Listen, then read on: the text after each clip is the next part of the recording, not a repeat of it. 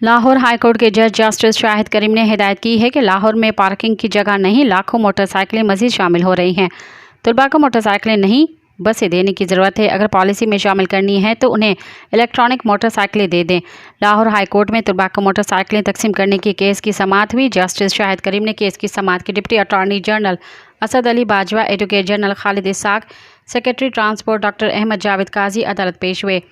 मेंबरान माहौलियाती कमीशन हन्नान हफीजुल्लाह इसहाक, सैयद कमाल हैदर भी पेश हुए। फाजिल जज ने पंजाब हुकूमत को मोटरसाइकिलों की पॉलिसी माहौलियाती अनसर को मद्देनज़र रखकर मरतब करने की हिदायत की। जस्टिस शाहिद करीम ने एडवोकेट जनरल पंजाब से मुकालमा करते हुए कहा कि हुकूमती वज़रा के पास कहने को और बहुत कुछ है, अदालत बारे बयानबाजी से गुरेज करें। वज़ीर इत्तला ने स्मोक केस में मोटरसाइकिलों की तकसीम के मुतल्लिक़ अदालती समाअत बारे तबसरे किया।